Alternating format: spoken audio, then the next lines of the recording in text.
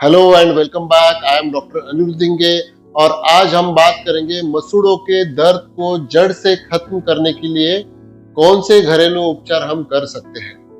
तो सबसे पहले हम जानते हैं कि मसूड़ों के दर्द के कारण क्या है, किन किन वजह से मसूड़ों में गम्स में दर्द हो सकता है। अगर हमारी ब्रशिंग टेक्निक रॉन्ग है, रफ है, तो रॉन्ग ब्रशिंग टेक्निक की वजह से जो हमारे गम्स है, जो मसूड़े हैं, वहां पे इंजरी हो सकती है और उसकी वजह से वहां पे दर्द हो सकता है। अगर हमारा जो डेंचर है, वो डेंचर अगर हमें कहीं चुभ रहा है, लग रहा है, तो उसकी वजह से वहां पे हमें अल्सर्स हो सकते हैं, वहां पे मसूड़ों में या गम्स में पेन हो सकता है।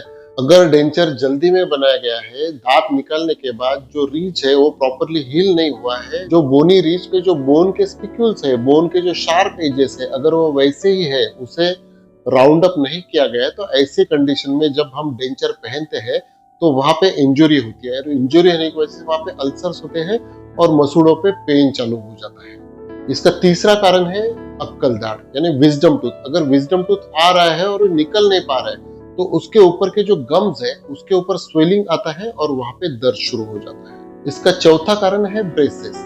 यानी जब हम ब्रेसेस यानी ऑर्थोडोंटिक ट्रीटमेंट करते हैं, ब्रेसेस लगाते हैं, तो स्टार्टिंग में हमारे जो लिप्स है, जो गम्स है, उनको उसकी आदत नहीं रहती है, तो ब्रेसेस कहीं कहीं पे लगते हैं। अगर अलाइनर्स ले रहे हैं, अलाइनर्स लगा रहे हैं, तो अलाइनर्स कहीं कहीं पे लगते हैं, तो उसके वजह से भी गम्स को इंजुरी होती है, हमारे जो मसूड़े उसको इंजुरी होती है और उसकी वजह से वहां पे अल्सर्स हो जाते हैं। हम जब पूरी ट्रीटमेंट होने के बाद रिटेनर पहनते हैं, तो अगर रिटेनर की वजह से कहीं पे इंजुरी होती है तो उसकी वजह से भी वहां पे हमें गम पेन होता है। और आखिरी कारण है अल्सर्स आना। अल्सर्स क्यों आते हैं? बहुत बार जो अल्सर्स है हमारी डाइजेशन की वजह से आते हैं। अगर हमारा डाइजेशन ठीक नहीं है तो उसकी वजह से हमारे मुंह पे, हमारे गम्स पे, हमारे मसूड़ों पे अल्सर्स आते हैं और वो अल्सर्स हमें पेन देते हैं, दर्द देते हैं। तो अभी हम वन बाय वन देखते हैं कि इसके रेमेडीज क्या है, होम रेमेडीज क्या है, उसके घरेलू उपाय क्या है, या कौन से इलाज हम घर पे कर सकते हैं और कौन से इलाज हमें डॉक्टर के पास, डेंटिस्ट के पास आके करना चाहिए। सबसे पहला इलाज है, मार्केट में हमें जो फिटकरी मिलती है, जो एलम मिलता है, उसका पाउडर बना के एक ल्यूकवार्म वाटर में उसको ऐड करके उससे हमें गार्गल्स करना है। दिन में 5 बार गार्गल्स करना है, 10-10 मिनट के लिए हमें गार्गल्स करना है। तो अगर फिटकरी से हम गार्गल्स करते हैं तो काफी हद तक हमें आराम मिलता है। अगर हमारे गम में इन्फेक्शन है, पायरिया जैसी बीमारी हो गई है, काफी सारा टार्टर प्लाक फंसा हुआ है, तो ऐसे कंडीशन में हमारे गम में स्वेलिंग आ जाता है, जनरलाइज जिंजाइटिस हो जाता है। तो ऐसे कंडीशन में भी ये जो फिटकरी के गार्गल्स है ये बहुत काम में आते हैं। सेकेंड रेमेडी है टर्मरिक, हल्दी। हल्दी को पेस्ट बना के वहां पे अप्लाई करना है, 10 मिनट तक रखना है और बाद में उसे गार्गल करके स्पिट कर देना है। तो अगर हम हल्दी की पेस्ट को एक 5 से 10 मिनट तक लगा के दिन में 2 बार करते हैं तो इससे भी हमें काफी राहत मिल सकती है।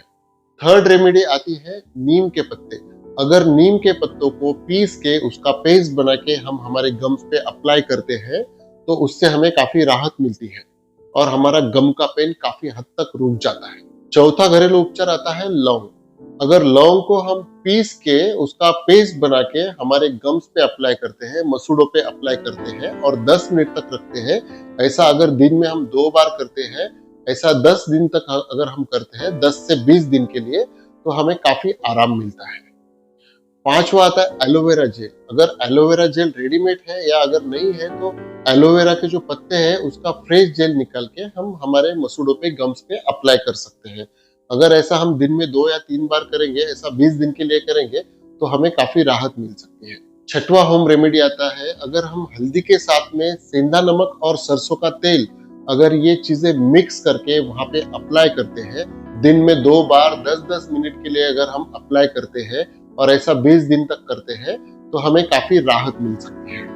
सातवीं होम रेमेडी आती है ग्रीन टी।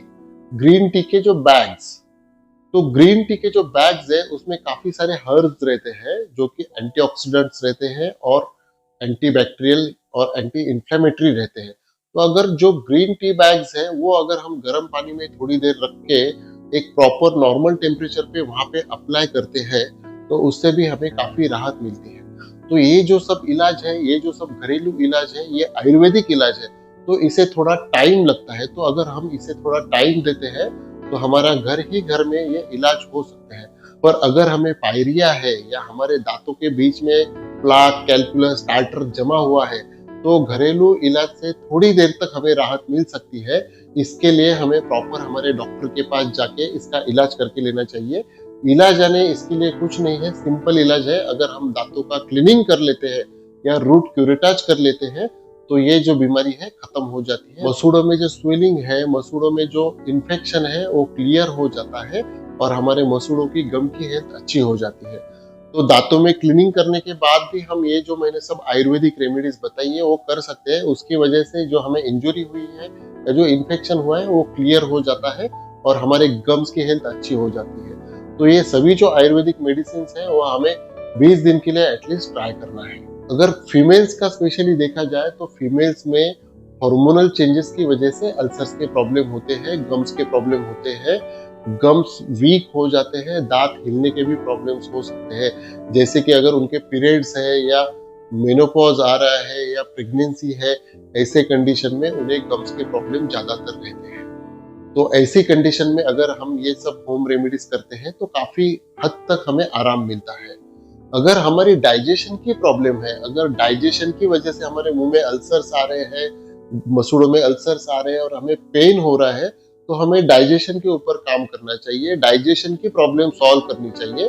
अगर हम डाइजेशन की प्रॉब्लम सॉल्व करते हैं तो अपने आप जो अल्सर की प्रॉब्लम है वो अपने आप सॉल्व हो जाती है। पर फिर भी टेम्पररी इलाज के लिए अगर अपने घर पे कोई जेल पड़ा है, डेंटो जेल है, डोलो जेल है, ऐसा कोई जेल है या आप मेडिकल स्टोर से वो जेल खरीद के एक टेम्पररी सॉल्यूशन करके अपने गम्स पे, मसूड़ों पे लगा के एक टेम्पररी राहत अपने को मिल सकती है, आराम मिल सकता है। तो मैं उम्मीद करता हूँ और आशा करता हूँ कि अभी हमने जो डिस्कस किया है, जो मैंने आपको बताया है वो आपको समझा रहेगा।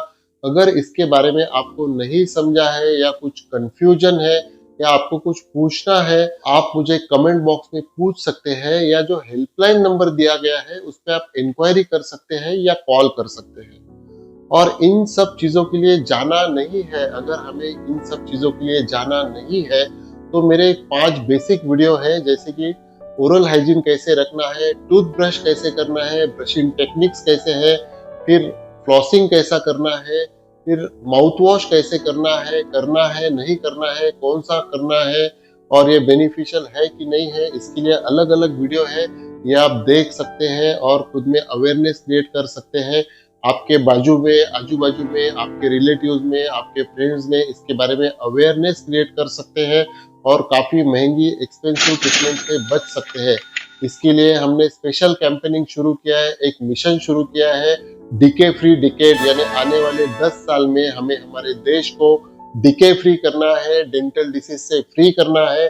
जैसे हमारा देश पोलियो से मुक्त हो गया है, इरेडिकेट हो गया है, स्मॉल पॉक्स इरेडिकेट हो गया है, वैसे ही हमें डेंटल डिसीज को इरेडिकेट करना है। इसके लिए ये मिशन सक्सेसफुल करने के लिए ये जो बेसिक 5 वीडियो है इसे शेयर कीजिए, इसे देखिए, इसके बारे में डिस्कस कीजिए।